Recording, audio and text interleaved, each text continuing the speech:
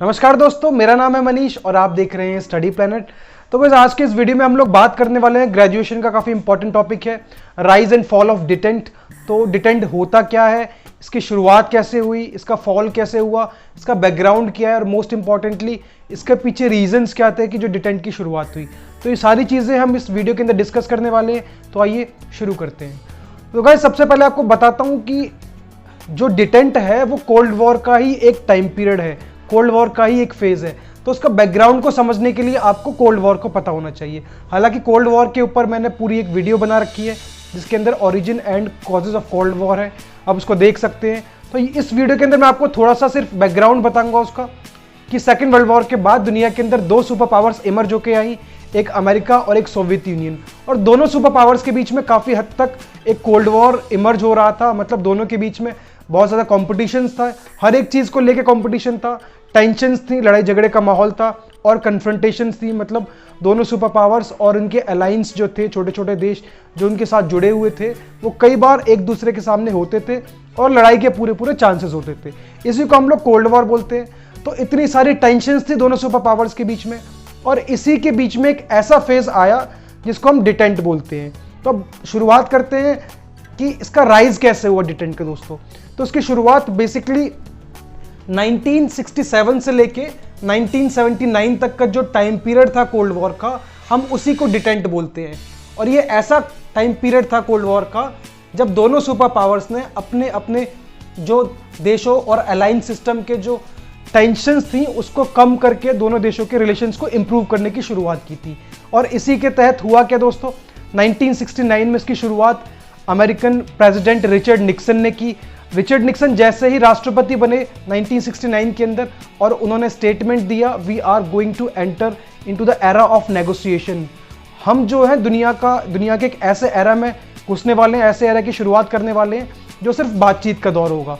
और इस तरीके से जो रिचर्ड निक्सन थे उनका मानना था कि अमेरिका सेकेंड वर्ल्ड वॉर में और कोल्ड वॉर की छोटी छोटी लड़ाइयों में ऑलरेडी अपने मिलिट्री पर्सनल्स को काफ़ी हद तक खो चुका है।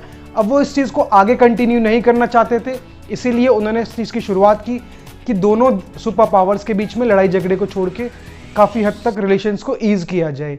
तो इसकी शुरुआत की रिचर्ड निक्सन ने, और इसी के तहत दोस्तों रिचर्ड निक्सन पहले उन्होंने चाइना का दौरा किया, इसके बाद उन्होंने मॉस्को का दौरा किया। और इसके हिसाब से जो रिचर्ड निक्सन थे वो अमेरिका के पहले ऐसे राष्ट्रपति बने जिसने कि सोवियत यूनियन के अंदर कम्युनिस्ट पार्टी की सरकार आने के बाद एक ऐसे राष्ट्रपति जो कि सोवियत यूनियन का दौरा किया हो। तो बेसिकली रिचर्ड निक्सन 1972 मई 1972 के अंदर मॉस्को गए और वहां पर दोनों देशों के रिलेशंस को इंप्रूव करने की शुरुआत की। तो दोस्तों इसी को हम लोग डिटेंट बोलते हैं। जब वहां के राष्ट्रपति रिचर्ड निक्सन मॉस्को गए तो वहां पर जाके उन्होंने बहुत सारे समझौते किए, स्पेशली दोनों देशों के बीच में ट्रेड को इंप्रूव करने के लिए कुछ ट्रीटी साइन की गई। उसके अलावा दोनों देशों ने इस बात के ऊपर सहमति जताई कि अब वक्त आ गया कि दोनों सुपर पावर्स अपनी अपनी न्यूक्लियर वेपन्स को कम करें या उसको कंट्रोल करें और एक दूसरे के ऊपर लड़ाई में इस्तेमाल ना करें।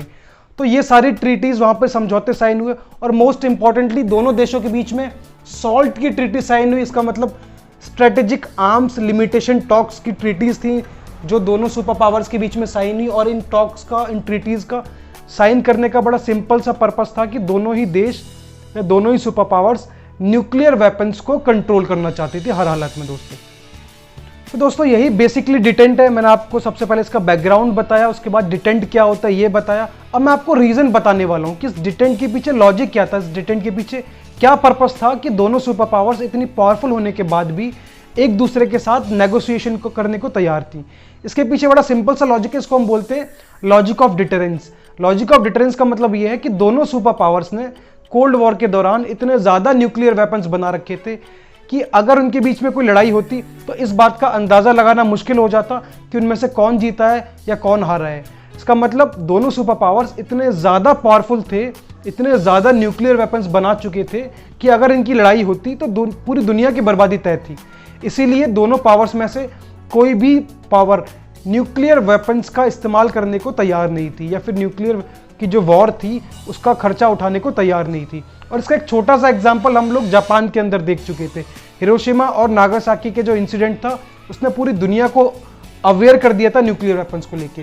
तो यही बेसिक सा एक लॉजिक था कि इसके लिए तो ये जो कोल्ड वॉर था वो हमेशा कोल्ड वॉर रहा, और डिटेंट के पीछे भी सबसे इंपॉर्टेंट लॉजिक यही है दोस्तों। तो अब बात करते हैं दोस्तों फॉल ऑफ डिटेंट की।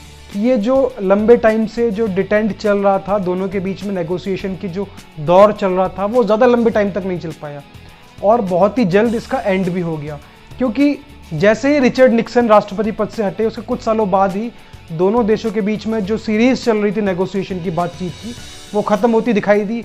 और स्पेशली 1979 के अंदर सोवियत यूनियन ने अपने दोबारा से मिलिट्री पावर का यूज़ करते हुए सोवियत यूनियन ने क्या किया, अफगानिस्तान के ऊपर हमला कर दिया। तो इस तरीके से क्या हुआ, जो लंबे टाइम से बातचीत चलती आ रही थी, जिसको हम डिटेंट का टाइम पीरियड बोलते हैं, उसका एंड हो गया 1979 में। इसके बाद दोबारा से दोनों देशों के बीच में कोल्ड वॉर राइज हुआ और दोबारा से टेंशंस और कन्फ्रंटेशन शुरू हो गई।